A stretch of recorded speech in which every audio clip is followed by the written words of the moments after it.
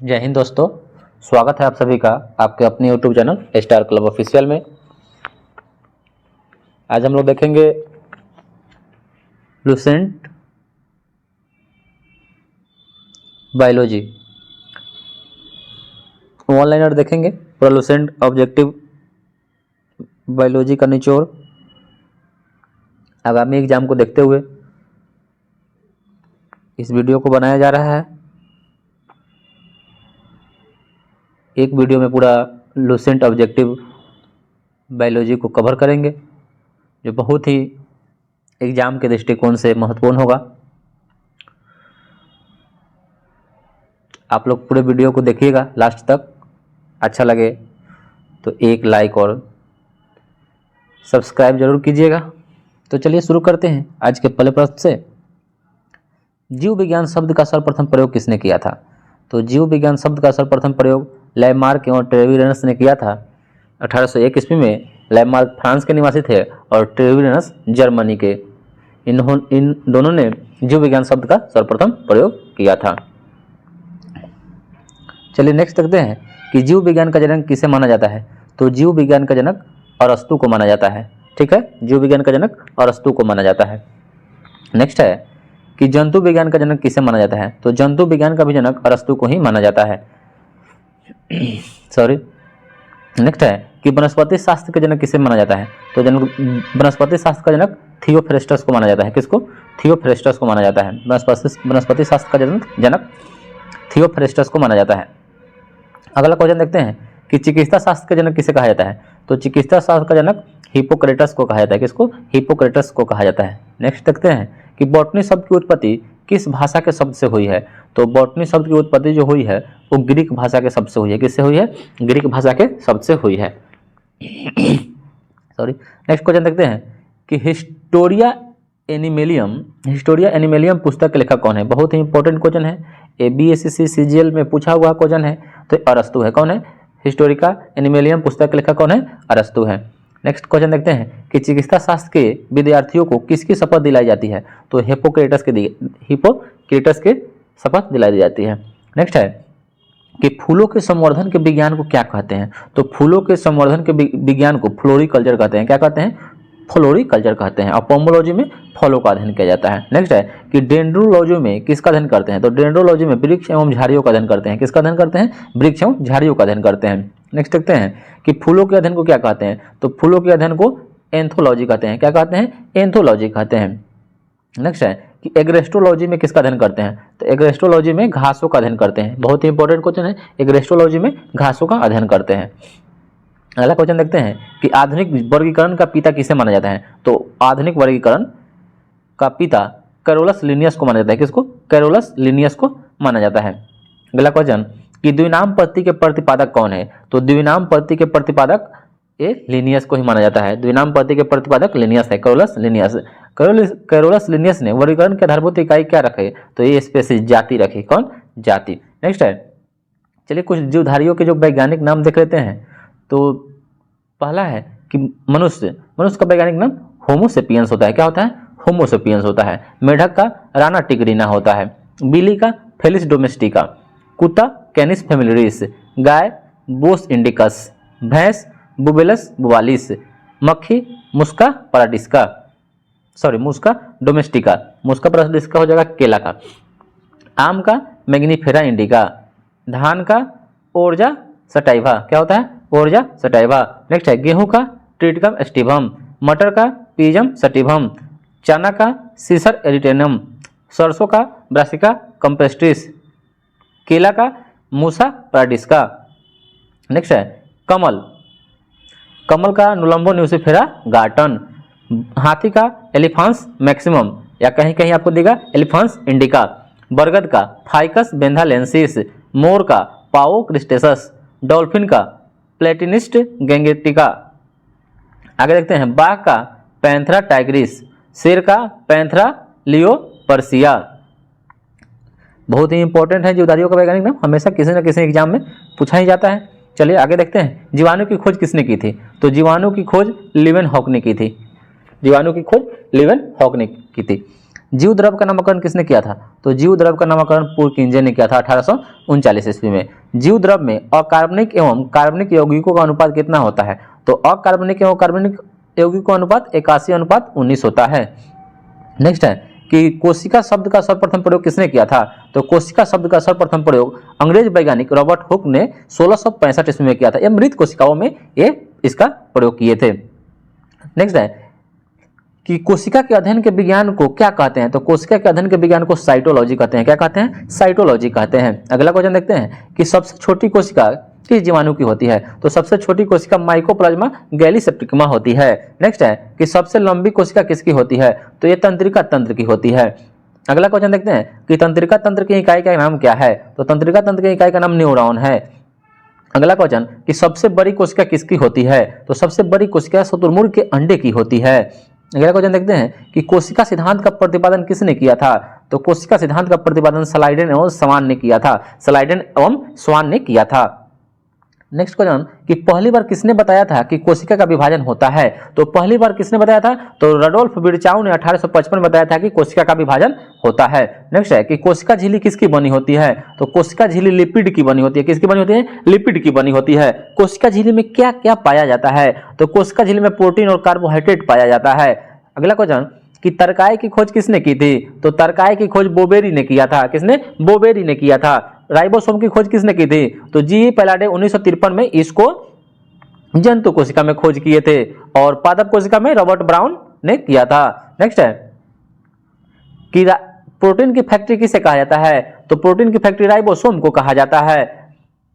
अगला क्वेश्चन कि माइटोकॉन्ड्रिया की खोज किसने की थी? तो माइटोकॉन्ड्रिया की खोज ऑल्टमैन 1886 में किया था और इसका नामकरण किसने किया था? तो बेंडा ने किया था। अगला क्वेश्चन कि कोशिका का शक्ति गृह किसे कहा जाता है? पावर हाउस ऑफ सेल किसे कहा जाता है? तो ये माइटोकॉन्ड्रिया को कहा जाता है। कोशिका के अनुभव का यातायात प्रबंधक किसे कहा जाता है? तो एक गोल्जी काय को कहा जाता है, जिसका खोज कैमिलो गोल्जी ने किया था। गोल्जी काय की खोज कैमिलो गोल्जी ने किया था। आत्महत्या की थैली किसे कहते हैं? तो लाइसोसोम को कहते हैं। आत्महत्या की थैली सुसाइड वेसिकल लाइसोसोम को कहते हैं। अगला क्वेश्चन है कि लाइसोसोम की खोज किसने किया था? तो डी डुबे ने किया था। अगला क्वेश्चन कि लवक कितने प्रकार के होते हैं? तो लवक 3 प्रकार के होते हैं। हरित लवक जो हरे पेड़ पौधे में पाया जाता है, पत्तियों में पाया जाता है, और वर्णी लवक जो जड़ में पाया जाता है, और वर्णी लवक फूल फल इत्यादि में पाया जाता है। पादप कोशिका का रसोई घर किसे कहते हैं? तो यह हरित लवक को कहा जाता है। अगला क्वेश्चन है कि पत्तियों का रंग पीला किसके कारण होता है? तो एक कैरोटीन के कारण होता है। किसके कारण? कैरोटीन के कारण होता है। चलिए कुछ वर्णी लवकों के उदाहरण देख लेते हैं, जिसमें टमाटर का लाल रंग लाइकोपीन के कारण होता है, गाजर का रंग कैरोटीन के कारण होता है, चुकंदर का रंग बीटानिन के कारण होता है। अगला क्वेश्चन देखते हैं कि वनस्पति को पराबैंगनी किरणों के दुष्प्रभाव से बचाने वाले किरण को क्या कहते हैं? यह हो जाएगा किरण को क्या कहते हैं? तो ये फाइकोसाइनिन कहते हैं। क्या कहते हैं? फाइकोसाइनिन कहते हैं। अगला क्वेश्चन है कि कोशिका का सबसे प्रमुख अंग कौन होता है? तो एक केंद्रक होता है। इसकी खोज किसने की थी? तो रॉबर्ट ब्राउन ने की थी। कब? 1831 ईस्वी में। अगला क्वेश्चन है कि केंद्रक धर्म में धागे नुमा पदार्थ जाल के रूप में बिखरा दिखलाई पड़ता है, उसे क्या कहते हैं? तो उसे क्रोमेटिन कहते हैं। इसे क्रोमेटिन नाम फ्लेमिंग ने दिया था। अगला क्वेश्चन देखते हैं कि प्रत्येक गुणसूत्र में जेली के समान एक गाढ़ा भाग होता है, जिसे क्या कहते हैं? उसे मैट्रिक्स कहते हैं। अगला क्वेश्चन देखते हैं कि वंशागति का वाहक किसे कहा जाता है? तो ये गुणसूत्र को कहा जाता है। अगला क्वेश्चन देखते हैं कि डीएनए के द्विकुंडलित संरचना का मॉडल किसने प्रतिपादित किया था? तो ये वाटसन एवं क्रिक ने 1953 में किया था। इसके लिए उन्हें नोबेल पुरस्कार कब मिला? तो 1962 में मिला। अगला क्वेश्चन देखते हैं कि प्रयोगशाला में सर्वप्रथम डीएनए का संश्लेषण किसने किया? तो डीएनए का संश्लेषण हरगोविंद खुराना ने किए थे और 1968 में इनको नोबेल पुरस्कार से सम्मानित किया गया। अगला क्वेश्चन देखते हैं कि प्रोटीन बनने की अंतिम क्रिया को क्या कहते हैं? तो प्रोटीन बनने की अंतिम क्रिया को ट्रांसलेशन कहते हैं। कोशिका विभाजन को सर्वप्रथम किसने देखा था? तो ये बिरचाव ने देखा था 1855 ईस्वी में। अगला क्वेश्चन कि कोशिका विभाजन मुख्यतः कितने प्रकार से होती है? तो कोशिका विभाजन मुख्यतः 3 प्रकार से होती है। असूत्री विभाजन जिसे एमिटोसिस कहते हैं, या अविकसित कोशिकाओं में होता है, जैसे जीवाणु, नीलहरित शैवाल, ईस्ट, अमीबा, प्रोटोजवा। या अविकसित कोशिकाओं में असूत्री विभाजन होता है। असूत्री विभाजन अविकसित कोशिकाओं में होता है। नेक्स्ट है कि समसूत्री विभाजन यह जंतु कोशिका में होता है जिसका सबसे पहले पता वॉल्थेर फ्लेमिंग ने लगाया था। समसूत्री विभाजन जंतु कोशिका में होता है। और अर्धसूत्री विभाजन मियोसिस जो जनन कोशिका में होता है, और सूत्री विभाजन जिसकी खोज बीजमैन ने की थी तथा इसका विस्तृत व्याख्या स्ट्रॉन्सबर्गर ने 1888 में किया था। अर्धसूत्री विभाजन जनन कोशिकाओं में होता है। अगला क्वेश्चन है कि पादप और जंतु जगत के बीच की कड़ी को क्या कहते हैं? तो पादप और जंतु के बीच की कड़ी को एग्लिना कहते हैं। क्या कहते हैं? एग्लिना कहते हैं। अगला प्रश्न कि कवक की कोशिका भित्ति किसकी बनी होती है? तो कवक की कोशिका भित्ति काइटिन की बनी होती है। कवक के अध्ययन को क्या कहते हैं? तो कवक के अध्ययन को माइकोलॉजी कहते हैं। शैवाल के अध्ययन को क्या कहा जाता है? तो शैवाल के अध्ययन को फाइकोलॉजी कहा जाता है। शैवाल की कोशिका भित्ति किसकी बनी होती है? तो ये सेलुलोज की बनी होती है। शैवाल की कोशिका भित्ति सेलुलोज की बनी होती है। अगला प्रश्न है कि मनुष्य में लगभग कितने प्रकार के अवशेषी अंग पाए जाते हैं? तो मनुष्य में लगभग 100 अवशेषी अंग पाए जाते हैं।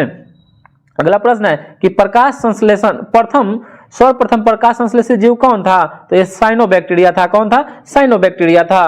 फिलोसफिक जूलॉजिक पुस्तक के लेखक कौन है? तो ये लैमार्क है। कौन है? लैमार्क है। उपार्जित लक्षणों का अध्ययन क्या कहलाता है? तो टोंटोलॉजी कहलाता है। उपार्जित लक्षणों के अध्ययन को टोंटोलॉजी कहते हैं। अगला प्रश्न है कि चार्ल्स डार्विन ने विश्व सर्वेक्षण जहाज पर पूरे विश्व का भ्रमण किया था, उस जहाज का क्या नाम था? तो बीगल था, और ये 1831 ईस्वी में किए थे। अगला प्रश्न है कि उत्परिवर्तनवाद का सिद्धांत किसने दिया था? तो उत्परिवर्तनवाद का सिद्धांत ह्यूगो ड्यूबेरिज ने दिया था। कौन दिया था? ह्यूगो ड्यूबेरिज ने दिया था। विलक्षण जो पीढ़ी दर पीढ़ी संचालित होते हैं उसे क्या कहते हैं? तो उसे अनुवांशिक लक्षण कहते हैं। विलक्षण जो पीढ़ी दर पीढ़ी संचालित होते हैं उसे अनुवांशिक लक्षण कहते हैं। अगला प्रश्न है अनुवांशिकता का पिता किसे कहा जाता है? तो अनुवांशिकता का पिता ग्रेगर जोहान मेंडल ऑस्ट्रिया के वैज्ञानिक थे, उन्हीं को कहा जाता है। जेनेटिक शब्द का सबसे पहले प्रयोग किसने किया था? चाहे किसने दिया? तो जेनेटिक्स शब्द दिया था विलियम वाटसन ने 1905 ईस्वी में। अगला प्रश्न है कि जीन शब्द किसने दिया था सर्वप्रथम? तो ये जोहानसन दिया था 1909 ईस्वी में। अगला प्रश्न है कि अनुवांशिकी संबंधी प्रयोग के लिए मेंडल ने किस पौधे का चुनाव किया था? तो मटर। और मटर किस कुल का पौधा है? तो ये लेगुमिनेसी कुल का पौधा है। अगला प्रश्न है कि जीवधारी के जो लक्षण प्रत्यक्ष रूप से दिखाई पड़ते हैं उसे क्या कहते हैं? तो उसे फिनोटाइप कहते हैं। क्या कहते हैं? फिनोटाइप कहते हैं। जीवधारी के जो लक्षण प्रत्यक्ष रूप से दिखाई देते हैं उसे फिनोटाइप कहते हैं। अगला प्रश्न है कि लिंग सहलगनता की खोज किसने की थी? तो ये मॉर्गन ने किया था 1910 ईस्वी में। लिंग सहलगनता की खोज मॉर्गन ने किया था 1910 ईस्वी में। अगला प्रश्न है कि रंग वर्णांधता हीमोफीलिया एक कैसा रोग है या किस रोग का उदाहरण है? तो यह अनुवांशिक रोग है, पीढ़ी दर पीढ़ी होने वाला रोग है। अगला प्रश्न है कि गुणसूत्र का नामकरण किसने किया था? तो गुणसूत्र का नामकरण डब्ल्यू वाल्टेयर ने किया था। किसने किया था? डब्ल्यू वाल्टेयर ने किया था। अगला प्रश्न है कि गुणसूत्रों में पाए जाने वाले अनुवांशिक पदार्थ को क्या कहा जाता है? तो जीनोम कहा जाता है। क्या कहा जाता है? जीनोम कहा जाता है। अगला प्रश्न है कि गुणसूत्रों के बाहर जीन यदि कोशिका द्रव के कोशिकांगों में होती है तो उसे क्या कहा जाता है? तो उसको प्लाज्मा जीन कहा जाता है। गुणसूत्रों के बाहर यदि कोशिका द्रव के कोशिकांगों में होती है तो उसे प्लाज्मा जीन कहते हैं। मानव में कितने आवश्यक अमीनो एसिड पाए जाते हैं? तो 20 पाए जाते हैं। 10 शरीर में रहता है और 10 जो खाना खाते हैं हम लोग उससे मिलता है। मनुष्य में गुणसूत्रों की संख्या कितनी होती है? तो ये 46 होती है। अगला प्रश्न है कि कवक के अध्ययन को क्या कहते हैं? तो माइकोलॉजी कहते हैं। कवक में जो संचित भोजन होता है किस रूप में रहता है? तो ये ग्लाइकोजन के रूप में रहता है। अगला प्रश्न है कि डबल रोटी निर्माण में प्रयोग किए जाने वाले कवक का क्या नाम है? तो इसको सैक्रोमाइसेस कहते हैं। क्या कहते हैं? सैक्रोमाइसेस कहते हैं। डबल रोटी के निर्माण में ईस्ट का प्रयोग जो होता है उसका नाम है सैक्रोमाइसिस। अगला प्रश्न है कि पौधे में कवक के द्वारा कुछ होने वाले प्रमुख रोग हैं। तो चलिए देख लेते हैं। आपसे क्वेश्चन पूछेगा कि सरसों का सफेद रस्ट किसके कारण होता है? तो कवक के। गेहूं का ढीला स्मट रोग कवक के कारण नहीं होता है। गेहूं का किट्टू रोग, आलू की अंगमारी रोग, गन्ने का लाल छन रोग जो होता है वो कवक के कारण होता है। और मूंगफली का जो टिक्का रोग है वो भी कवक के कारण नहीं होता है। अगला प्रश्न है कि एफ्ला नामक बीज किससे बनाए जाते हैं? तो एक कवक से बनाए जाते हैं। एफ्ला नामक जो बीज होते हैं एक कवक से बनाए जाते हैं। कवक और शैवाल का जो परस्पर सहजीवी होता है वो कौन होता है? तो लाइकेन होता है। कौन होता है? लाइकेन होता है। अगला प्रश्न है कि लाइकेन शब्द का सर्वप्रथम प्रयोग किसने किया था? तो ये थियोफ्रेस्टस किया था। परंतु अगर कभी पूछ दे कि लाइकेन शब्द का खोज कौन किया था? तो तुलास ने किया था। कौन किया था? तुलास ने किया था। किसने किया था? तुलास ने। अगला प्रश्न है कि लाइकेन के अध्ययन को क्या कहते हैं, तो लाइकेनोलॉजी कहते हैं। लाइकेन के अध्ययन को लाइकेनोलॉजी कहते हैं। अगला प्रश्न है कि वायु प्रदूषण के संकेतक कौन होते हैं, तो लाइकेन होते हैं। वायु प्रदूषण के संकेतक कौन होते हैं, लाइकेन होते हैं। अगला प्रश्न है कि पेड़ों के छालों पर उगने वाले लाइकेन को क्या कहते हैं, तो उसको कोर्टिकोलस कहते हैं। क्या कहते हैं, कोर्टिकोलस कहते हैं। और खाली चट्टानों पर उगने वाले लाइकेन को क्या कहते हैं, तो सेक्सिकोलस कहते हैं। क्या कहते हैं, सेक्सिकोलस कहते हैं। अगला प्रश्न है कि प्रयोगशाला में प्रयोग होने वाला लिटमस पेपर किससे प्राप्त होता है, तो जो लिटमस पेपर होता है वो रोसेला नामक लाइकेन से प्राप्त होता है। और लिटमस पत्र का प्रयोग क्या है, तो इसका जो अम्ल और क्षार की पहचान करने के लिए लिटमस पत्र का प्रयोग किया जाता है। अगला प्रश्न है कि जीवाणु की खोज किसने की थी, तो जीवाणु की खोज एंटोनी वान लीवेनहॉक जो हॉलैंड का वैज्ञानिक था, जिसको अभी नीदरलैंड के नाम से जाना जाता है, 1683 ईस्वी में इन्होंने ही जीवाणु की खोज की थी। और जीवाणु विज्ञान का पिता किसे माना जाता है, तो लीवेनहॉक को माना जाता है। अगला प्रश्न है कि जीवाणु का नाम जीवाणु किसने दिया, तो एहरेनबर्ग ने दिया था 1829 ईस्वी में। जीवाणु का नाम जीवाणु एहरेनबर्ग 1829 में दिया। अगला प्रश्न है कि रेबीज का टीका दूध के पैस्चराइजेशन की खोज किसने की थी, तो ये लुई पास्चर ने की थी। किसने की थी, लुई पास्चर ने की थी। अगला प्रश्न है कि रोग का जन्म सिद्धांत किसने बताया था, तो ये रॉबर्ट कोच ने बताया था। किसने, रॉबर्ट कोच ने बताया था। अगला प्रश्न है कि विषाणु की खोज किसने की थी, तो विषाणु की खोज इवानोव्स्की 1892 ईस्वी में जो रूस के वैज्ञानिक थे इन्होंने की थी। और ये किस पर की थी, तो तंबाकू के मोज़ेक रेक पर खोज करते समय इन्होंने विषाणु की खोज की थी। अगला प्रश्न है कि सजीव और निर्जीव के बीच की कड़ी को क्या कहते हैं, तो सजीव और निर्जीव के बीच की कड़ी को विषाणु कहा जाता है। अगला प्रश्न है कि वायुमंडल में नाइट्रोजन का स्थिरीकरण कौन करता है, तो राइजोबियम और ब्रेडी राइजोबियम तथा लेगुमिनेसी कुल का जो मटर है ये भी वायुमंडल में नाइट्रोजन का स्थिरीकरण करता है। अगला प्रश्न है कि कोल्ड स्टोरेज में कितने ताप पर सामग्री का संचय किया जाता है, तो ये -10 डिग्री सेल्सियस से -18 डिग्री सेल्सियस पर किसी भी वस्तु का कोल्ड स्टोरेज में संचय किया जाता है, किसी भी सामग्री का। अगला प्रश्न है कि वनस्पति जगत का सबसे ऊंचा पौधा का क्या नाम है, तो वनस्पति जगत का सबसे ऊंचा पौधा का नाम है सिकोया सेम्परविरेंस, जिसकी ऊंचाई 120 मीटर है, जिसे कोस्ट रेडवुड ऑफ कैलिफोर्निया भी कहा जाता है। अगला प्रश्न है कि सबसे छोटा अनावृत बीजी पौधा उसका नाम क्या है, सबसे छोटा अनावृत पौधा का क्या नाम है, तो उसका नाम है जेमिया पिग्मिया। क्या है, जेमिया पिग्मिया। अगला प्रश्न है कि जीवित जीवाश्म के नाम से किसे जाना जाता है, तो जीवित जीवाश्म के नाम से साइकस, जिंगो बाइलेवा और मेटासिकोया को जाना जाता है। जीवित जीवाश्म साइकस, जिंगो बाइलेवा और मेटासिकोया को कहा जाता है। खाने वाला जो साबूदाना होता है किससे बनाया जाता है, तो ये साइकस के मंड से प्राप्त किया जाता है। अगला प्रश्न है कि तारपीन का तेल किस वनस्पति पेड़ से प्राप्त होता है, तो ये चीड़ के पेड़ से तारपीन का तेल निकलता है। और देवदार की लकड़ी से सेड्रस का तेल और जूनिपेरस की लकड़ी से सेड कास्ट का तेल, जो हमेशा एग्जाम में पूछा जाता है, बहुत ही महत्वपूर्ण है कि तारपीन का तेल चीड़ के पेड़ से और सेड्रस का तेल देवदार की लकड़ी से और जूनिपेरस की लकड़ी से सेडकास्ट का तेल प्राप्त होता है। अगला प्रश्न है कि कपास किस कुल का पौधा है, तो कपास मालवेसी कुल का पौधा है। कपास, गुड़, अरहल ये सब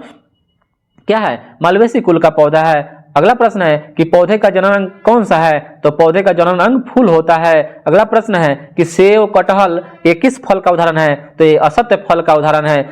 जनांग फूल, सेव असत्य फल का उदाहरण है। अगला प्रश्न है जिस फल का निर्माण अंडाशय से होता है उसे क्या कहते हैं, तो उसे सत्य फल कहते हैं, जैसे अमरूद ये सब सत्य फल है। अगला प्रश्न है कि पौधे की आयु की गणना जाइलम ऊतक के वार्षिक वलय को गिनकर की जाती है, इस विधि को क्या कहा जाता है, तो डेंड्रोक्रोनोलॉजी कहा जाता है। क्या कहा जाता है, डेंड्रोक्रोनोलॉजी कहा जाता है। इसमें 2 क्वेश्चन हो जाएगा कि पौधों की आयु की गणना किससे की जाती है, तो जाइलम ऊतक के वार्षिक वलय को गिनकर, और इस विधि को क्या कहते हैं, तो डेंड्रोक्रोनोलॉजी कहा जाता है। अगला प्रश्न है कि प्रकाश संश्लेषण के लिए आवश्यक तत्व क्या क्या चाहिए, तो प्रकाश संश्लेषण के लिए CO2 चाहिए, जल चाहिए, क्लोरोफिल चाहिए और सूरज का प्रकाश चाहिए।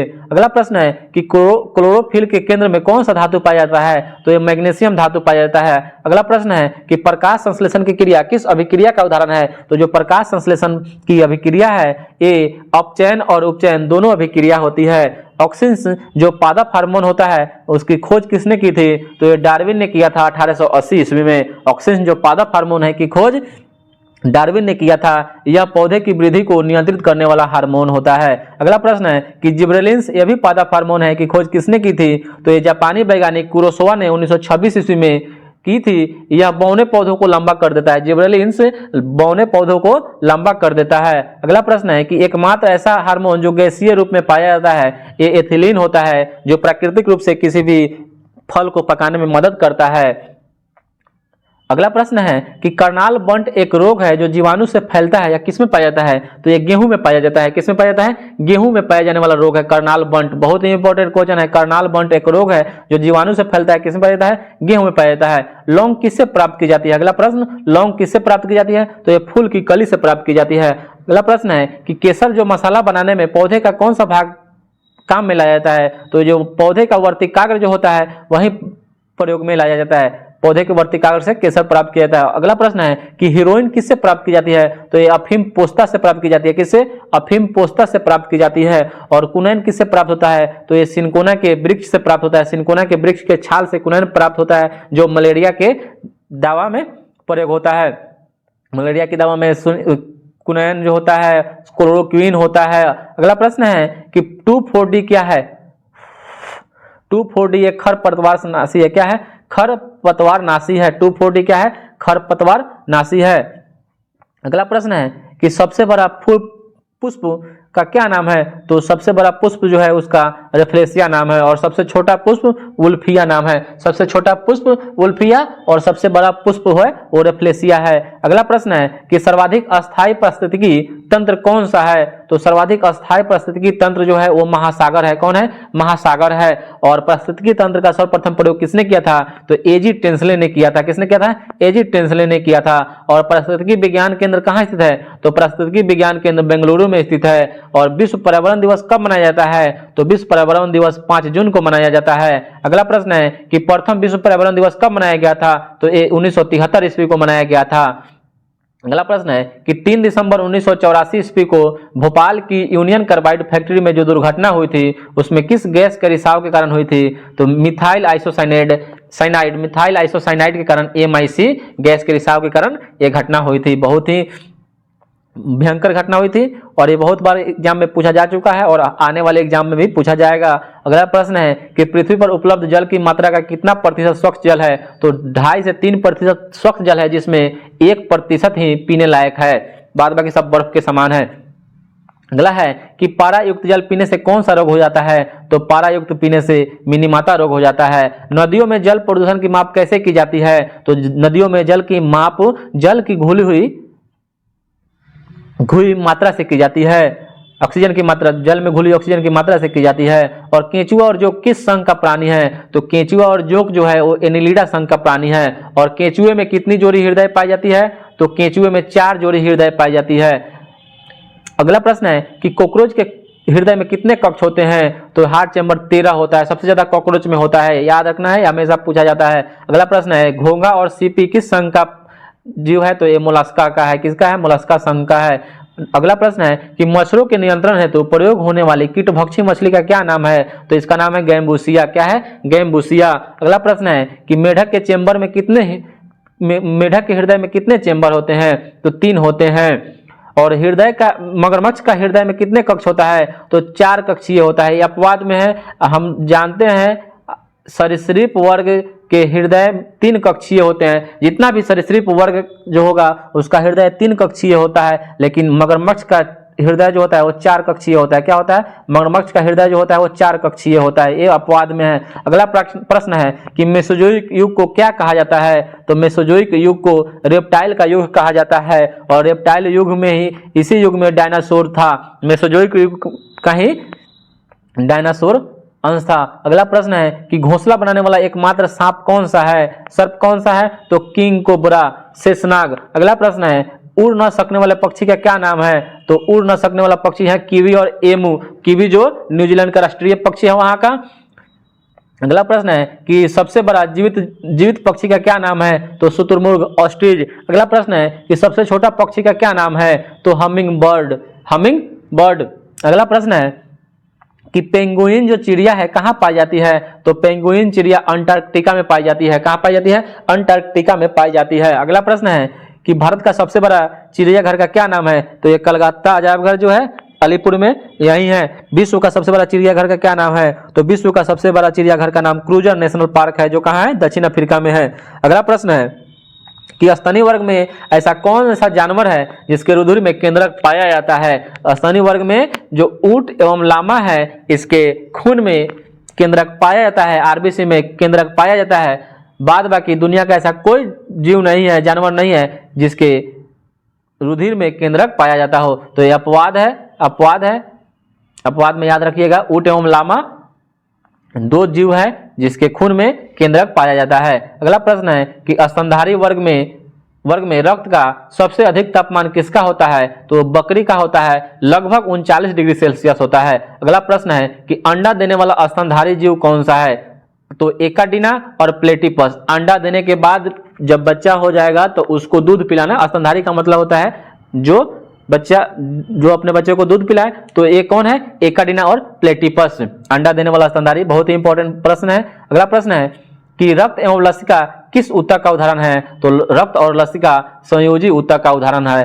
तरल रक्त क्या है, एक तरल संयोजी ऊतक, लसिका भी संयोजी ऊतक का उदाहरण है। मानव शरीर में मांसपेशियों की संख्या कितनी होती है, तो मानव शरीर में मांसपेशियों की संख्या 639 होती है। अगला प्रश्न है कि मानव शरीर की सबसे बड़ी मांसपेशी का क्या नाम है, तो ये ग्लूटियस मैक्सिमस जो कुल्हे का मांसपेशी है। मानव शरीर की सबसे बड़ी मांसपेशी का नाम है ग्लूटियस मैक्सिमस जो कुल्हे का मांसपेशी है। अगला प्रश्न है कि मानव शरीर की सबसे छोटी मांसपेशी का क्या नाम है, तो एस्टेपिडियस जो कान का मांसपेशी है। अगला प्रश्न है कि मानव रक्त का पीएच मान क्या होता है, तो मानव रक्त क्षारीय होता है, 7.4 होता है। अगला प्रश्न है कि आरबीसी का निर्माण कहाँ होता है, तो आरबीसी का निर्माण अस्थि मज्जा बोन मैरो में होता है। आरबीसी का जीवन काल कितने दिनों का होता है, तो आरबीसी का जीवन काल 20 से 120 दिनों का होता है। अगला प्रश्न है कि आरबीसी का कब्रगाह किसे कहा जाता है, तो अब आरबीसी का कब्रगाह यकृत और प्लीहा को कहा जाता है। आरबीसी का कब्रगाह यकृत और प्लीहा को कहा जाता है। अगला प्रश्न है कि हीमोग्लोबिन में पाए जाने वाला लौह यौगिक को क्या कहते हैं, तो उसको हीमैटिन कहते हैं। क्या कहते हैं,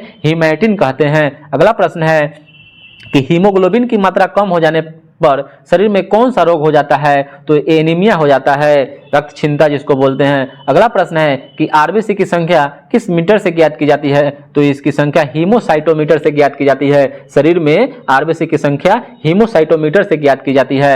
अगला प्रश्न है कि आरबीसी को एक अन्य नाम से जानते हैं, तो एरिथ्रोसाइट्स के नाम से जानते हैं। आरबीसी बहुत ही इंपॉर्टेंट क्वेश्चन है कि आरबीसी का एक अन्य नाम एरिथ्रोसाइट्स होता है। अगला प्रश्न है कि डब्ल्यूबीसी का एक अन्य नाम क्या है, तो डब्ल्यूबीसी को ल्यूकोसाइट्स के नाम से जाना जाता है। और डब्ल्यूबीसी का भी निर्माण अस्थि मज्जा में होता है, लिम्फ नोड, लसिका इत्यादि में होता है। डब्ल्यूबीसी का जीवन काल कितने दिनों का होता है, तो ये 2 से 4 दिनों का होता है। अगला प्रश्न है कि रक्त बिंबाणु का अन्य नाम क्या है, तो रक्त बिंबाणु को थ्रोम्बोसाइट्स कहते हैं जो रक्त का थक्का बनाने में मदद करता है। अगला प्रश्न है कि डेंगू ज्वर के कारण मानव शरीर में किसकी मात्रा में कमी आ जाती है, तो ये प्लेटलेट्स की मात्रा में कमी आ जाती है। अगला प्रश्न है कि रक्त का थक्का बनाने में कौन सा विटामिन मदद करता है, तो रक्त का थक्का बनाने में विटामिन के मदद करता है। अगला प्रश्न है कि रक्त के थक्का बनाने के लिए अनिवार्य प्रोटीन का क्या नाम है, तो ये फेब्रिनोजेन नाम है। क्या है, फेब्रिनोजेन। अगला प्रश्न है कि रक्त समूह की खोज किसने की थी, तो रक्त समूह की खोज कार्ल लैंडस्टीनर ने की थी 1900 ईस्वी में, और 1930 में इस खोज के लिए इन्हें नोबेल पुरस्कार मिला था। अगला प्रश्न है कि आरएच फैक्टर की खोज किसने की थी, तो आरएच फैक्टर की खोज कार्ल लैंडस्टीनर और विनर ने किया था 1940 ईस्वी में। एरिसस नामक बंदर पर इसका खोज हुआ था। अगला प्रश्न है कि दूध में कौन सा प्रोटीन पाया जाता है, तो दूध में केसिन नामक प्रोटीन पाया जाता है। अगला प्रश्न है कि अग्नाशय में कौन सा एंजाइम पाया जाता है, बहुत इंपॉर्टेंट क्वेश्चन है, तो एमाइलेज, लाइपेज और ट्रिप्सिन। अग्नाशय में 3 एंजाइम पाया जाता है, एमाइलेज, लाइपेज और ट्रिप्सिन। अगला प्रश्न है कि मनुष्य के जीवन काल में दांत कितने बार विकसित होते हैं, तो कितने 2 बार विकसित होते हैं, तो 20 दांत जो होते हैं 2 बार विकसित होते हैं। अगला है कि मानव शरीर में पाचन का अधिकांश भाग किस अंग में संपन्न होती है, तो ये छोटी आंत में होती है। अगला प्रश्न है कि मानव में पाचन क्रिया कहाँ से शुरू होती है, तो मुख से शुरू होती है और खत्म छोटी आंत में होती है। अगला प्रश्न है कि सर्वप्रथम रक्त परिसंचरण तंत्र का खोज किसने किया था, तो ये विलियम हार्वे ने किया था 1628 ईस्वी में। अगला है कि लार में कौन सा एंजाइम पाया जाता है, तो टाइलिन और लाइसोजाइम एंजाइम जो लार में पाया जाने वाला एंजाइम है। अगला प्रश्न है कि शरीर के अंदर रक्त का थक्का बनने से कौन रोकता है, तो ये हिपैरिन रोकता है। कौन रोकता है? हिपैरिन। शरीर के अंदर अगर रक्त का थक्का बन जाए तो आदमी मर जाए, तो हिपैरिन नामक जो एक है जो शरीर के अंदर रक्त का थक्का नहीं बनने देता है। अगला है कि पित्त का पक्वाशय में गिरना क्या कहलाता है? तो पित्त का पक्वाशय में गिरना ये प्रतिवर्ती क्रिया कहलाता है। अगला प्रश्न है कि पित्त पीले हरे रंग का क्षारीय द्रव होता है जिसका पीएच मान कितना होता है? तो 7.7 होता है। अगला प्रश्न है कि इंसुलिन की खोज किसने की थी? तो इंसुलिन की खोज बेटिंग और बेस्ट ने 1921 ईस्वी में की थी। अगला प्रश्न है कि पहली बार इंसुलिन का इंजेक्शन किसे दिया गया था? तो ये लियोनार्ड थॉम्सन था जो कनाडा का आदमी था, इसी को सबसे पहले बार इंसुलिन का इंजेक्शन दिया गया था। और इंसुलिन के अल्प स्राव से कौन सा रोग होता है? तो मधुमेह होता है, मधुमेह होता है। अगला है कि इंसुलिन के अगर अतिस्राव से कौन सा रोग हो जाएगा? अगर इंसुलिन हो जाएगा शरीर में ज्यादा मात्रा में तो हाइपोग्लिसीमिया हो जाएगा। क्या हो जाएगा? हाइपोग्लिसीमिया हो जाएगा। अगला प्रश्न है कि समान अवस्था में मनुष्य का हृदय 1 मिनट में कितनी बार धड़कता है? तो 72 बार धड़कता है, और लेकिन वहीं भ्रूण अवस्था में 150 बार धड़कता है। अगला प्रश्न है कि सामान्य मनुष्य का रक्तदाब कितना होता है? तो सामान्य मनुष्य का रक्तदाब 120/80 mmHg होता है, जिसमें 120 को सिस्टोलिक बोलते हैं और 80 को डायस्टोलिक बोलते हैं। अगला प्रश्न है कि रक्त दाब मापने वाले यंत्र का क्या नाम है? तो रक्त दाब मापने वाले यंत्र को स्फिग्नोमैनोमीटर कहते हैं। और ब्रिक की कार्यात्मक इकाई का क्या नाम है? जो ब्रिक शरीर का उत्सर्जी अंग होता है उसका इकाई का नाम है नेफ्रॉन। ब्रिक की कार्यात्मक इकाई का नाम है नेफ्रॉन। और मूत्र का जो रंग हल्का पीला होता है कारण क्या है? तो यूरोक्रोम होता है। और मूत्र का पीएच मान कितना होता है? 6 होता है, जो अम्लीय होता है। अगला प्रश्न है कि ब्रिक में बनने वाली पथरी किसके कारण होती है? चाहे ब्रिक में बनने वाली पथरी का किसका बना होता है? तो ये कैल्शियम ऑक्जिलेट का बना होता है। किसका बना होता है? कैल्शियम ऑक्जिलेट का बना होता है। अगला प्रश्न है ईजी इलेक्ट्रोइंसोफेलोग्राफ का प्रयोग कहाँ किया जाता है? तो ये मस्तिष्क में विकृति का कार्य का पता लगाने के लिए ईजी का प्रयोग करते हैं। अगला प्रश्न है कि मनुष्य के मस्तिष्क का वजन कितना होता है? तो ये 1400 ग्राम होता है। 1350 से लेकर 1400 ग्राम तक होता है। अगला प्रश्न है कि प्रतिवर्ती क्रियाओं का नियंत्रण कौन करता है? तो ये मेरुरज्जु करता है। कौन करता है? मेरुरज्जु करता है। अगला प्रश्न है कि प्रतिवर्ती क्रियाओं का सर्वप्रथम पता किस वैज्ञानिक ने लगाया था? तो ये मार्शल हॉल नामक वैज्ञानिक ने प्रतिवर्ती क्रियाओं का पित्त का पक्वाशय में गिरना प्रतिवर्ती क्रिया का उदाहरण है, तो यही मार्शल हॉल ने इसका पता लगाया था। अगला प्रश्न है कि मनुष्य में कितनी जोड़ी कपाल तंत्रिकाएं पाई जाती है? तो ये 12 जोड़ी पाई जाती है, यानी 24 पाई जाती है। और मनुष्य में कितनी जोड़ी मेरुरज्जु तंत्रिकाएं पाई जाती है? यानी 61 जोड़ी, 62 पाई जाती है। अगला प्रश्न है कि तंत्रिका ऊतक यानी तंत्रिका तंत्र की इकाई का क्या नाम है? तो तंत्रिका तंत्र की इकाई का नाम न्यूरॉन है। क्या है? न्यूरॉन है। अगला प्रश्न है कि मनुष्य की खोपड़ी में कुल हड्डियों की संख्या कितनी होती है? तो ये 28 होती है। अगला प्रश्न है कि मनुष्य के शरीर में कुल हड्डियों की संख्या 206 होती है। बाल्यावस्था में कुल हड्डियों की संख्या 208 होती है। और शैशवावस्था या नवजात में 300 हड्डियों की संख्या होती है। और सिर की कुल हड्डियों की संख्या 29 होती है। एक हेराइड नामक हड्डी होती है। कपाल में 8 होती है। फेसियल यानी चेहरा में 14 होती है। और कर्ण में 6 होता है। 3 प्रकार का होता है, तीनों में 2-2 होता है। रीढ़ की कुल हड्डियों की संख्या 33 होती है, जो प्रारंभिक अवस्था में होती है, और यहाँ विकसित हो जाने पर 26 हो जाती है। और पसलियों की कुल संख्या हड्डियों की संख्या 24 होती है। अगला प्रश्न है कि शरीर की सबसे बड़ी हड्डी कौन सी होती है? तो ये जो फीमर होती है जांघ की हड्डी होती है। और शरीर की सबसे छोटी हड्डी स्टेप्स जो कान की हड्डी होती है। अगला है कि मांसपेशी एवं अस्थि यानी हड्डी के जोड़ को क्या कहते हैं? तो ये टेंडन जिसको बोलते हैं, जिसको कंडरा बोलते हैं हिंदी में, कंडरा। कभी कभी आपको लिखा रहेगा कंडरा, तो याद रखिएगा टेंडन को कंडरा के नाम से भी जानते हैं। मांसपेशी एवं हड्डी के जोड़ को कंडरा कहते हैं। और हड्डी से हड्डी के जोड़ को लिगामेंट्स बोलते हैं। क्या बोलते हैं? लिगामेंट्स, जिसको हिंदी में कभी कभी आपको स्नायु भी लिखा रहेगा। स्नायु, स्नायु, हड्डी से हड्डी के जोड़ को लिगामेंट्स बोलते हैं। अगला प्रश्न है कि मास्टर ग्रंथि के रूप में किस ग्रंथि को जाना जाता है? तो मास्टर ग्रंथि के रूप में पीयूष ग्रंथि को जाना जाता है। अगला प्रश्न है कि किस हार्मोन को लरो एवं उरो हार्मोन के नाम से जाना जाता है? तो एड्रिनल ग्रंथि। किस हार्मोन को लरो एवं उरो हार्मोन के नाम से जाना जाता है? तो एड्रिनल ग्रंथि को जाना जाता है। अगला प्रश्न है कि प्रोटीन शब्द का सर्वप्रथम प्रयोग किसने किया था? तो जे बर्जिलियस ने किया था। और 27 फरवरी को राष्ट्रीय प्रोटीन दिवस मनाया जाता है। 2020 से मनाया जा रहा है राष्ट्रीय प्रोटीन दिवस। अगला है कि बच्चों में प्रोटीन की कमी से कौन सा रोग हो जाता है? तो ये क्वार्सियोकर और मरासमस रोग हो जाता है। 1 ग्राम वसा से कितना ऊर्जा उत्पन्न होता है, तो 9.3 किलो कैलोरी ऊर्जा उत्पन्न होता है। अगला है कि विटामिन का आविष्कार किसने किया था, तो विटामिन का आविष्कार फंक ने 1911 ईस्वी में किया था। अगला प्रश्न है कि जल में घुलनशील विटामिन कौन कौन है, तो जो जल में घुलनशील विटामिन विटामिन बी और विटामिन सी होता है, और वसा में घुलनशील विटामिन ए, डी और के होता है। अगला प्रश्न है कि कुछ महत्वपूर्ण विटामिन एवं उनके रासायनिक नाम, राजधानी नाम नहीं, रासायनिक नाम देख लेते हैं, टाइपिंग मिस्टेक है। विटामिन ए तो retinol, vitamin B one thiamine, vitamin B two riboflavin, vitamin बी3 तो निकोटिनामाइड या नियासिन, दोनों याद रखना है, निकोटिनामाइड और नियासिन। विटामिन बी5 पैंथोनिक अम्ल। अगला है कि vitamin B6 pyridoxine, vitamin बी7 biotin और विटामिन एच भी biotin, vitamin बी7 vitamin H biotin. Vitamin बी11 फॉलिक अम्ल, ज्यादा देर तक सब्जी को पकाने पर फॉलिक अम्ल नष्ट होता है, यही है विटामिन बी11 फॉलिक अम्ल। विटामिन बी12 साइनोकोबालामिन जिसमें कोबाल्ट पाया जाता है। Vitamin C ascorbic acid, vitamin D calciferol जो सूर्य के प्रकाश से मिलता है, विटामिन ई टोकोफेरोल और विटामिन के फिलोक्विनोन या नेफ्थोक्विनोन, 2 नाम है इसका, याद रखना है। अगला प्रश्न देखते हैं कि खाद्य पदार्थों को सुरक्षित रखने के लिए किसका प्रयोग करते हैं, तो खाद्य पदार्थों को सुरक्षित रखने के लिए सोडियम बेंजोएट का प्रयोग करते हैं, जिसका फॉर्मूला C6H5COO होता है, सोडियम बेंजोएट।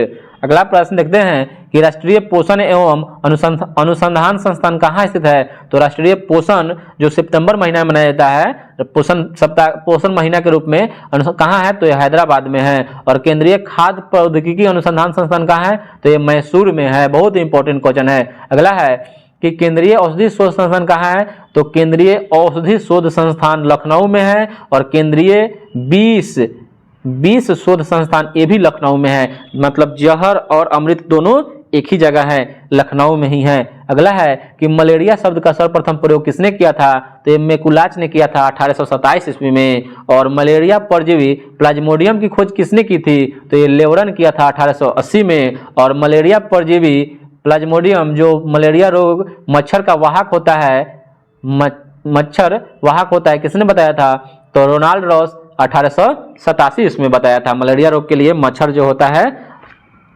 वो उसका वाहक होता है, बताए थे रोनाल्ड रॉस 1887 में। और डीपीटी डिप्थीरिया प्यूटरिस टिटनस में पी का अर्थ पर्ट्यूसिस होता है, क्या होता है, बहुत क्वेश्चन पूछता है कि डीपीटी में पी का क्या मतलब है, पी का क्या अर्थ है, तो पर्ट्यूसिस होता है, क्या होता है, पर्ट्यूसिस होता है। अगला प्रश्न है कि एड्स का फुल फॉर्म क्या होता है, तो एड्स का full form acquired immune डिफेंसी syndrome होता है, जो HIV वायरस से होने वाला रोग है। अगला है कि टर्नम सिंड्रोम से ग्रसित स्त्रियों में गुणसूत्रों की संख्या कितनी हो जाती है, जो टर्नम सिंड्रोम है इसका वाहक स्त्री होती है और इसमें गुणसूत्रों की संख्या 45 हो जाती है, जो बांझपन का कारण बनता है। अगला है कि क्लिनीफेल्टर सिंड्रोम से ग्रसित पुरुषों में गुणसूत्रों की संख्या 47 हो जाती है, 1 बढ़ जाती है, ये इसका वाहक पुरुष होता है, जिससे इसमें क्या हो जाता है, नपुंसकता आ जाती है पुरुषों में। अगला प्रश्न है कि शरीर में कैंसर को स्थापित होने में जो समय लगता है उसको क्या कहते हैं, उस समय को क्या कहते हैं, उस समय को लेटेंट पीरियड कहते हैं, क्या कहते हैं, लेटेंट पीरियड कहते हैं। और कैंसर 4 प्रकार का होता है, ब्लड कैंसर को ल्यूकेमिया के नाम से जानते हैं, और विश्व कैंसर दिवस 4 फरवरी को मनाया जाता है। अब की बार का इसका थीम है क्लोज द केयर गैप है। अगला है कि रेडियो सक्रिय स्ट्रोंसियम 90 के कारण कौन सा कैंसर होता है, तो ये हड्डी अस्थि कैंसर होता है। इटाई नामक रोग किसके कारण होती है, तो इटाई नामक रोग जो होते हैं कैडमियम के कारण होता है। और एलिसा जांच एड्स में किया जाता है, एलिसा जो जांच होता है एड्स में किया जाता है, और एलिसा का फुल फॉर्म होता है enzyme linked immune solvent SI होता है। अगला है कि वर्तमान में एड्स के उपचार के लिए कौन सा औषधि का प्रयोग किया जा रहा है, तो वर्तमान में एड्स के उपचार के लिए एजिडोथाइमिडिन AZT का प्रयोग किया जा रहा है। अगला प्रश्न है कि पोलियो का आविष्कार किसने किया था, तो जोनास सॉल्क ने किया था 1952 ईस्वी में। चलिए कुछ देख लेते हैं चिकित्सा संबंधी आविष्कार देख लेते हैं। तो विटामिन का आविष्कार फंक किया था, विटामिन ए का मैकुलन, विटामिन बी का भी मैकुलन। अगला है कि विटामिन सी होलकट, vitamin D Hopkins, vitamin C होलकट विटामिन डी हॉपकिंस, और होम्योपैथी हैनीमैन जो जिसका विकास जर्मनी से हुआ। अगला है कि open heart surgery Walter Lillehei, antigen Landsteiner, antigen का आविष्कार लैंडस्टीनर, क्लोरोफॉर्म निश्चेतक के रूप में किया जाता है हैरिसन तथा सिम्पसन किया था। आरएनए जेम्स वाटसन तथा आर्थर अर्ग ने इसका आविष्कार किया था आरएनए का। नेक्स्ट है हृदय प्रत्यारोपण क्रिश्चियन बर्नार्ड दक्षिण अफ्रीका, साउथ अफ्रीका के सबसे पहले हृदय प्रत्यारोपण साउथ अफ्रीका में ही हुआ। अगला है कि पेनिसिलिन अलेक्जेंडर फ्लेमिंग 1928 में विश्व का प्रथम प्रतिजैविक पेनिसिलिन जो पेनिसिलियम नामक कवक से प्राप्त होता है। अगला है कि बीसीजी बेसिलस कामेट यूरिन कालमेटिस के किए थे आविष्कार। अगला है कि जंपिंग जीन सिद्धांत बर्बरा मैकलिंटॉक किया था, और किस पर, मक्का के पौधा पर इसका खोज किए आविष्कार किए थे जंपिंग जीन सिद्धांत बर्बरा मैकलिंटॉक। अगला है कि डीएनए संश्लेषण आर्थर कॉर्नबर्ग इसका आविष्कार किए थे। चलिए अगला प्रश्न देखते हैं कि स्वप्नों के अध्ययन को क्या कहते हैं, तो स्वप्नों के अध्ययन को न्यूरोलॉजी कहते हैं। मनुष्य के सौंदर्य के अध्ययन को क्या कहते हैं, तो कैलोलॉजी कहते हैं। अगला है कि मनुष्य में गुर्दे का भार कितना होता है, तो 140 ग्राम होता है। अगला प्रश्न देखते हैं कि शरीर के भीतर रक्त परिभ्रमण में कुल कितना समय लगता है, तो 23 सेकंड समय लगता है। कितना लगता है, 23 सेकंड समय लगता है। अगला प्रश्न देखते हैं कि पेनिसिलिन नामक प्रतिजैविक जो होता है एंटीबायोटिक किससे प्राप्त होता है, तो पेनिसिलियम नामक कवक से प्राप्त होता है। अगला प्रश्न है कि पेस मेकर का संबंध किससे है, तो पेस मेकर का संबंध हृदय से है।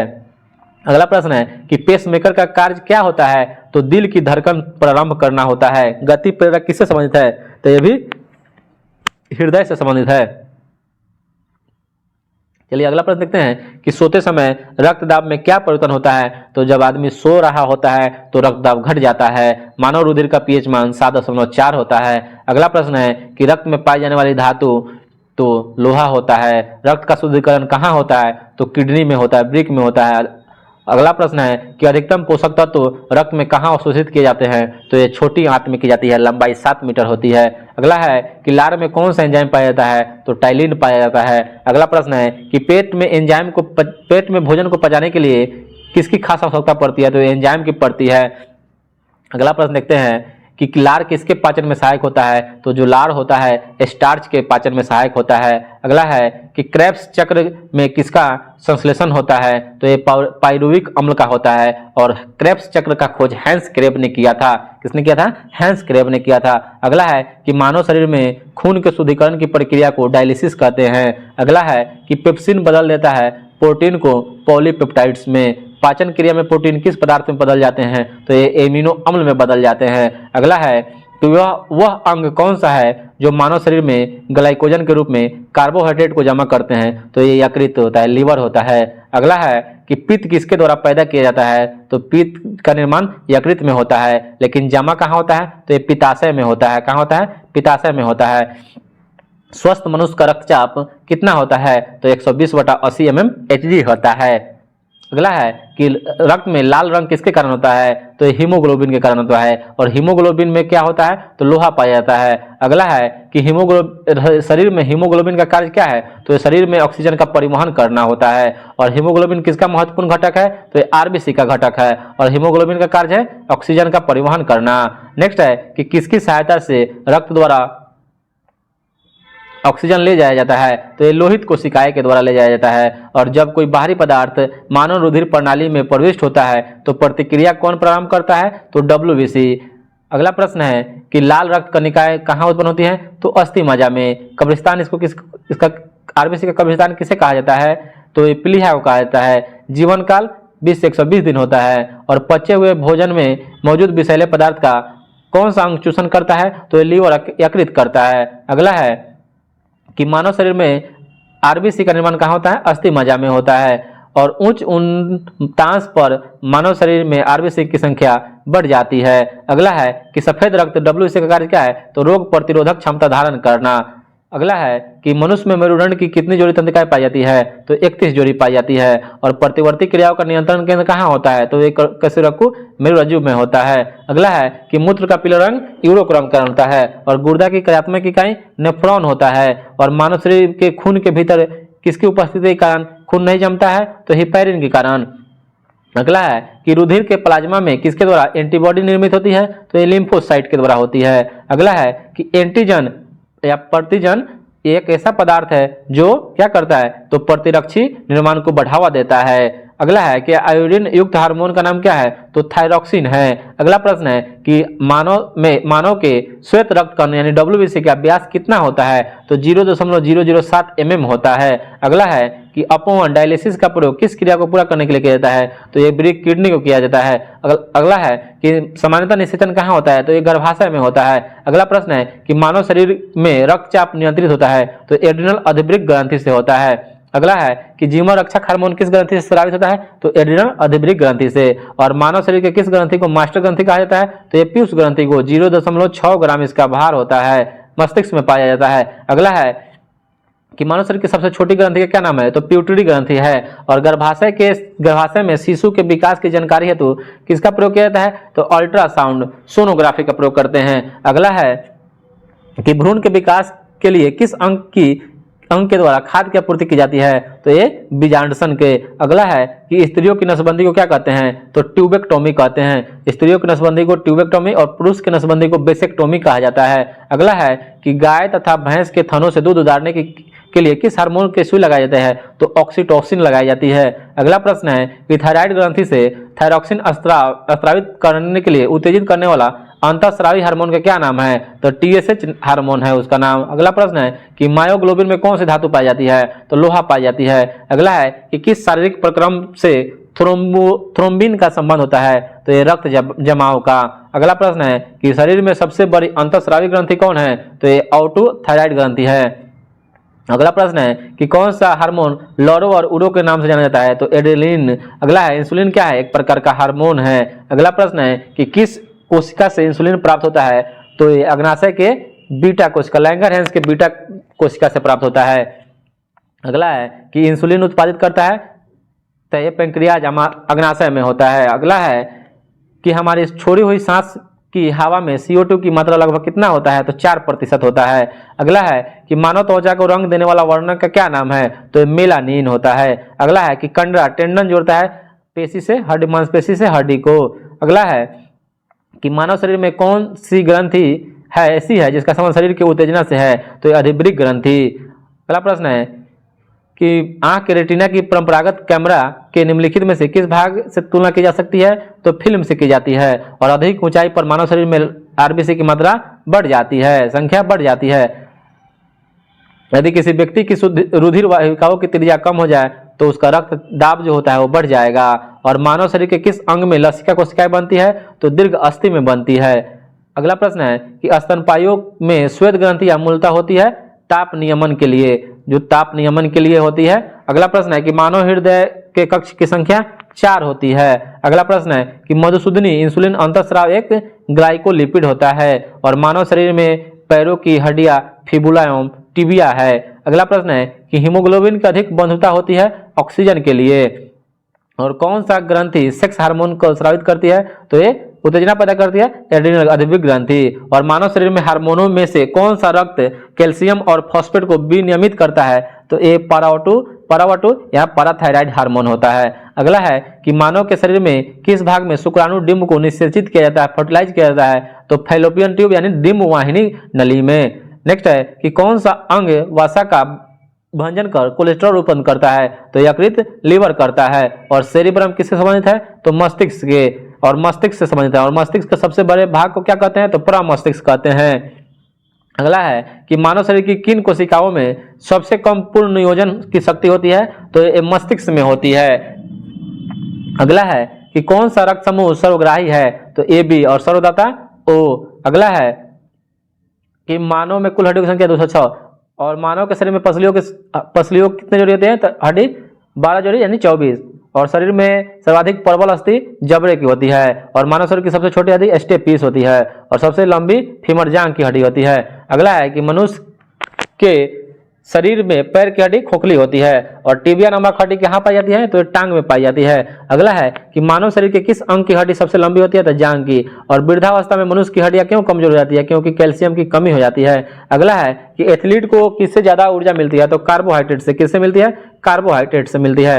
और लंबे समय तक कठोर शारीरिक कार्य के पश्चात मांसपेशियों में थकान अनुभव होने लगता है, कारण क्या है, तो ग्लूकोज का अवक्षय हो जाता है। अगला है कि रक्त ग्लूकोज स्तर सामान्यतः व्यक्त किया जाता है भाग प्रति मिलियन में। अगला है कि शरीर में ऊतक का निर्माण किससे होता है, तो ये प्रोटीन से होता है। अगला है कि प्रोटीन को माना जाता है शरीर का निर्माण करने वाला। नेक्स्ट है कि एंजाइम मूल रूप से क्या होता है, तो एंजाइम मूल रूप से प्रोटीन होता है। अगला प्रश्न है कि जैविक सिस्टम में रासायनिक क्रिया की प्रक्रिया को तेज करने के लिए उत्तरदायी होता है, तो एंजाइम होता है। जैसे रासायनिक क्रिया में कैटलिस्ट होता है, पर इसी तरह जैविक सिस्टम में एंजाइम होता है। अगला है सोयाबीन में प्रोटीन का प्रतिशत कितना होता है, तो ये होता है 42%। अगला है कैप्सूल का आवरण बना होता है, तो स्टार्च का बना होता है। अगला प्रश्न है शहद का प्रमुख घटक फ्रुक्टोज होता है और कौन सी शर्करा जो है तत्काल ऊर्जा प्रदान करती है, तो ये ग्लूकोज करती है। अगला प्रश्न है कि शहद में मुख्यतः होते हैं, तो शहद में कार्बोहाइड्रेट पाया जाता है और सर्वाधिक ऊर्जा प्रदान कौन करता है, तो कार्बोहाइड्रेट ही करता है। अगला है कि मानव शरीर में कार्बोहाइड्रेट पुनः संग्रह होता है, तो ग्लाइकोजन के रूप में होता है। और शाकाहारी अधिकतम प्रोटीन पाते किससे हैं, तो दाल से पाते हैं। अगला है कि प्रोटीन का सर्वप्रथम स्रोत सोयाबीन होता है। अगला है कि मानव शरीर में वसा कहाँ जमा होता है, तो वसा ऊतक में जमा होता है। नेक्स्ट है कि हृदय की धड़कन को नियंत्रित करने के लिए कौन सा खनिज आवश्यक है, तो पोटेशियम। अगला प्रश्न है कि सागरीय खरपतवार किसका महत्वपूर्ण स्रोत है, तो शैवाल का है और आयोडीन का सर्वोत्तम स्रोत शैवाल होता है। अगला है कि उपास्थि तथा हड्डियों के निर्माण और संपोषण में आवश्यक तत्व कैल्शियम होता है। अगला प्रश्न है कि प्रचुरतम मात्रा में खाद्य प्रोटीन के दो स्रोत सोयाबीन और मूंगफली। अगला प्रश्न है कि सीमेंट और अस्थियों दोनों में विद्यमान तत्व कैल्शियम होता है और किसकी कमी से एनीमिया रोग होता है, तो लोहा की कमी से। अगला है कि किस विटामिन का संबंध रक्त के थक्का से है, तो विटामिन के। और मानव शरीर में औसतन ऑक्सीजन का तत्व होता है लगभग 65% पाया जाता है। अगला है कि पालक के पत्तों में किसकी मात्रा सर्वाधिक होती है, तो आयरन की होती है। अगला है कि टाइफाइड से शरीर का कौन सा अंग प्रभावित होता है, तो आंत होता है। और टाइफाइड में कौन सा टेस्ट किया जाता है, तो बिडाल टेस्ट किया जाता है। अगला है कि पेचिश रोग के लिए उत्तरदायी प्रोटोजोआ का नाम क्या है, तो एंट अमीबा हिस्टोलिका नाम है। अगला है कि हैजा का कारण क्या है, तो जीवाणु होता है। और किसके जांच के लिए एलिसा टेस्ट कराया जाता है, तो एड्स के लिए। अगला है कि एवियन इन्फ्लुएंजा यानी बर्ड फ्लू विषाणु को निरूपित किया जाता है, तो H5N1 से। और स्वाइन फ्लू को H1N1 से किया जाता है, H1N1 से किया जाता है स्वाइन फ्लू को, याद रखिएगा। अगला है कि किसकी कमी से दंत क्षय होता है, तो फ्लोरीन की कमी से होता है। और बेरियम मिल का उपयोग कहाँ किया जाता है, तो आहार नाल की एक्सरे के लिए बेरियम मिल का प्रयोग करते हैं। और गुर्दा पथरी का पता लगाने के लिए सीटी स्कैन किया जाता है, कंप्यूटराइज टोमोग्राफी जिसका फुल फॉर्म होता है। अगला है कि किस भारी वस्तु की विषाक्तता यकृत सिरोसिस पैदा करती है, तो ये सिरोसिस पैदा करेगी कॉपर तांबा। अगला है कि टाइफाइड पैदा किया जाता है, तो साल्मोनेला टाइफी के द्वारा। अगला है कि बीसीजी प्रतिरक्षण होता है टीबी के लिए। अगला है कि कार्बोहाइड्रेट के अलावा हमारे आहार में ऊर्जा का मुख्य स्रोत क्या है, वसा है। अगला प्रश्न है कि रक्त का थक्का बनाने में कौन सा अवयव मदद करता है, तो विटामिन के। अगला है कि बीसीजी का टीका किसके विरुद्ध प्रतिरोधक क्षमता उत्पन्न करने के लिए उपयुक्त होता है, तो ये तपेदिक टीबी। नेक्स्ट है कि मानव शरीर की रचना के संदर्भ में एंटीबॉडीज होते हैं, तो एंटीबॉडीज क्या होते हैं, प्रोटीन्स होते हैं। और पीलिया किसके संक्रमण के कारण होता है, तो ये यकृत के संक्रमण के कारण होता है। और निमोनिया रोग मानव शरीर में किस अंग को प्रभावित करता है, तो फेफड़ा को करता है। नेक्स्ट है कि पूर्ण स्मृति लोप को किस शब्द के द्वारा जाना जाता है, तो एमनीसिया के द्वारा होता है। पूर्ण स्मृति लोप आदमी भूल जाता है तो एमनीसिया हो जाता है। नेक्स्ट है कि रक्तता में किसकी मात्रा कम हो जाती है, तो हीमोग्लोबिन की कमी हो जाती है। और गाय के दूध का रंग किसकी मौजूदगी में थोड़ा पीला दिखाई देता है, तो कैरोटीन के कारण। अगला है कि कौन सा रोग प्रायः वायु के माध्यम से फैलता है, तो टीबी ट्यूबरक्लोसिस। और अन्न एक समृद्ध है, तो स्टार्च का। और कैंसर के उपचार में रेडियो आइसोटोप्स किसका प्रयोग करते हैं, तो कोबाल्ट 60 का प्रयोग करते हैं। और शरीर की विभिन्न गतिविधियों के लिए ऊर्जा स्रोत कार्बोहाइड्रेट्स है। और 14 वर्ष की आयु तक के बच्चों के लिए विकास के लिए सबसे अधिक महत्वपूर्ण होता है प्रोटीन होता है। अगला प्रश्न है कि पीत ज्वर संचारित किया जाता है एडिज मच्छर के द्वारा। अगला है कि मानव शरीर में संक्रमण को रोकने में मदद करने वाला विटामिन ए होता है। और ईसीजी का फुल फॉर्म इलेक्ट्रोकार्डियोग्राफ होता है। अगला है कि मिनीमाता रोग पारा से फैलता है। और अनुवांशिक रोगों में कौन यौन संबंधित है? तो हीमोफीलिया, खून का थक्का नहीं जमता है। और जापानी इंसेफेलाइटिस का कारण क्या है? तो विषाणु है। और ईईजी किस अंग के कार्य प्रणाली प्रकट होती है? तो मस्तिष्क के लिए किया जाता है इसका प्रयोग। अगला है कि किसकी उपस्थिति के कारण दूध में मिठास आ जाती है? तो लैक्टोज के कारण। अगला प्रश्न है कि वसा में विटामिन घुलनशील ADE के इटाई का सबसे पहले पता कहाँ लगा था? तो जापान में लगाया था। और कैडमियम का इटाई रोग होता है। और कालाजार का रोग वाहक कौन होता है? तो सिक्टा मक्खी होता है। और चेचक के टीके का आविष्कार लुई पाश्चर। और एड्स के लिए दवा AZT, एडिजोथाइमिडीन। और BMD परीक्षण, जिसका फुल जिस बॉडी मास इंडेक्स होता है BMI होता है। और BMD परीक्षण किया जाता है ऑस्टियोप्रोसिस के लिए, हड्डी के लिए किया जाता है BMD। नेक्स्ट है कि काली मौत किसे कहते हैं? तो प्लेग को कहते हैं। किससे फैलता है? तो चूहा से फैलता है। नेक्स्ट है गोल्डन धान में सर्वाधिक मात्रा में पाई जाती है। सुनहरे चावल में विटामिन ए पाई जाती है। और फाइकोलॉजी में अध्ययन सवाल का करते हैं। और टीबी उत्पन्न करने वाला जीवाणु का नाम है माइकोबैक्टीरियम। अगला है कि एक्सोबायोलॉजी में किसका अध्ययन किया जाता है? तो एक्सोबायोलॉजी में बाह्य ग्रह तथा अंतरिक्ष में जीवन का इसका अध्ययन किया जाता है एक्सोबायोलॉजी में। और पुष्पों का अध्ययन एंथोलॉजी कहलाता है। और आज के लिए इतना ही। फिर मिलते हैं दूसरे वीडियो में, तब तक के लिए जय हिंद, वंदे मातरम। अगर वीडियो आप लोग को अच्छा लगा हो तो चैनल को सब्सक्राइब जरूर करें।